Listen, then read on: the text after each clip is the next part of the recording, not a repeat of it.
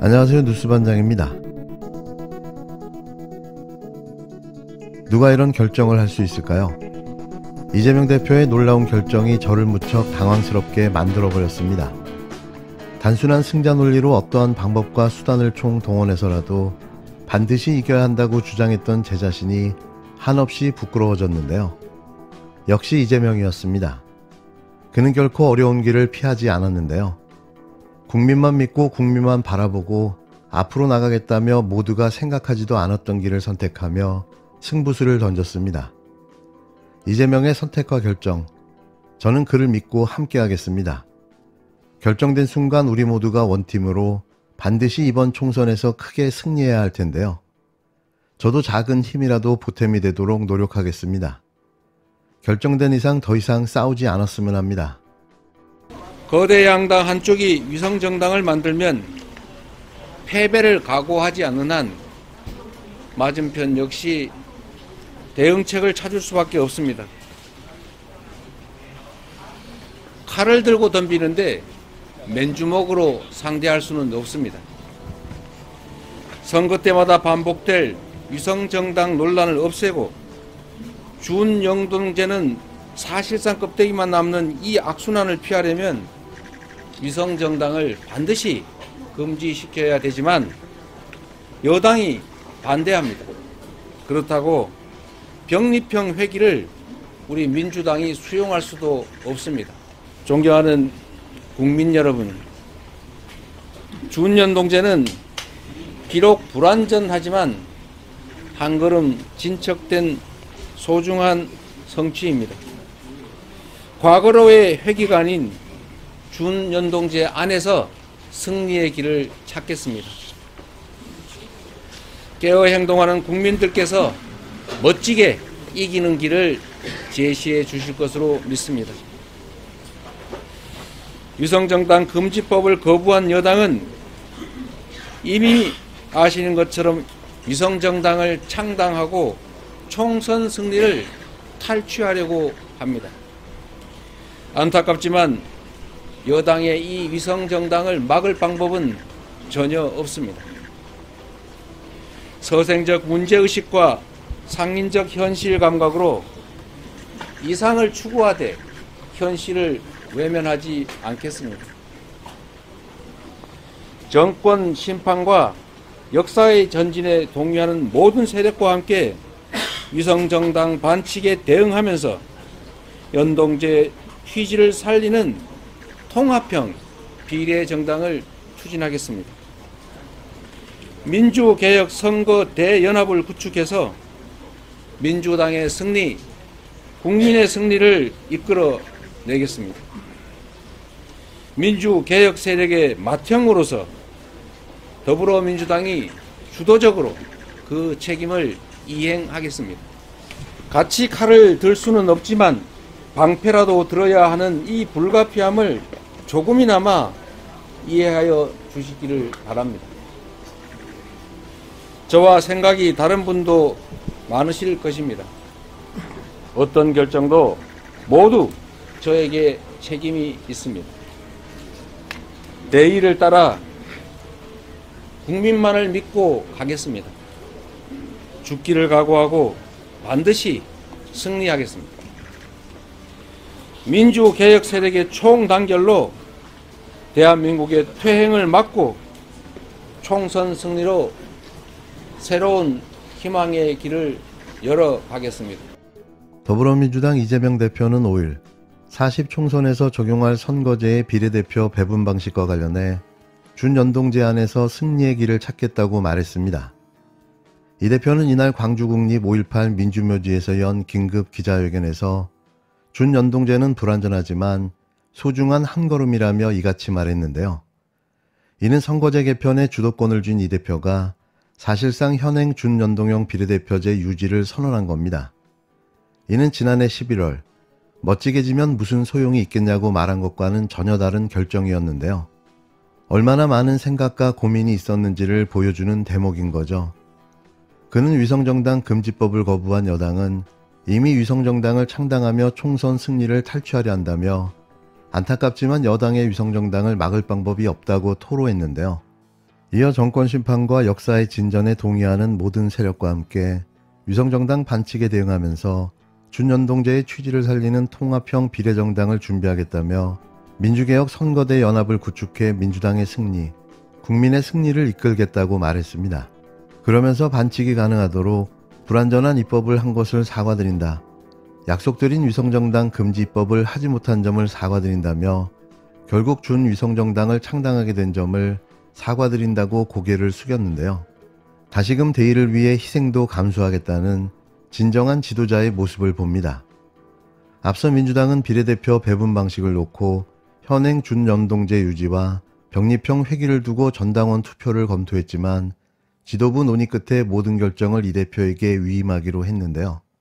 긴 장고 끝에 마침내 대의와 명분의 방점을 찍는 준연동형 비례대표제를 선언한 겁니다.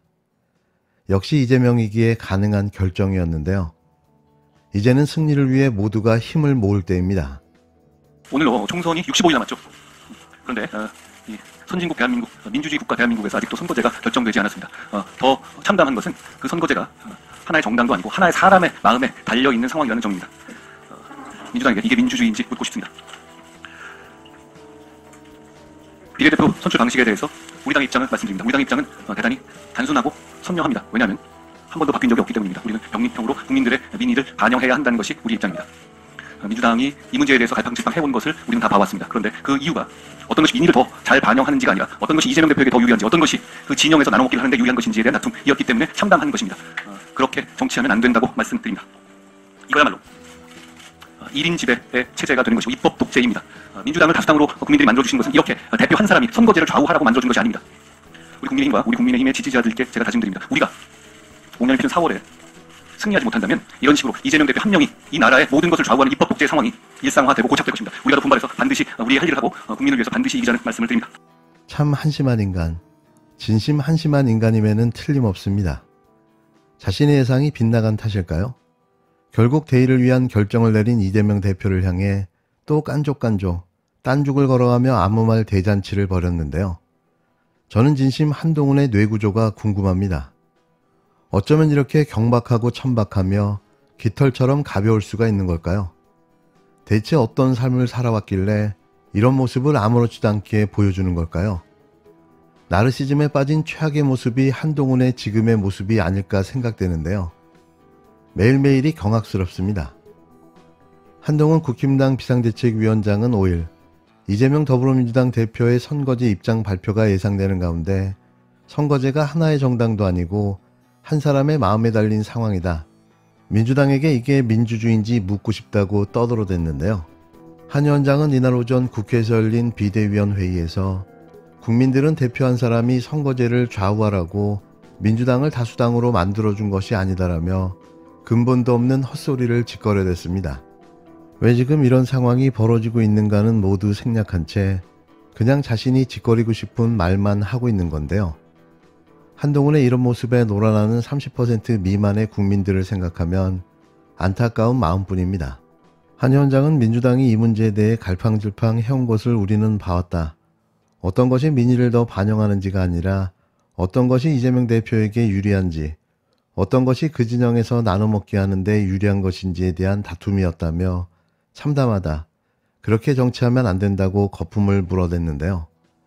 이게 과연 이자가 할 소리인지 되묻고 싶습니다. 한 위원장은 또 이거야말로 1인 지배체제가 되는 것이고 입법 독재라며 우리가 목련이 피는 4월에 승리하지 못한다면 이런 식으로 이 대표 한 명이 이 나라의 모든 것을 좌우하는 입법 독재 상황이 일상화되고 고착화될 것이라고 횡설수설해댔는데요.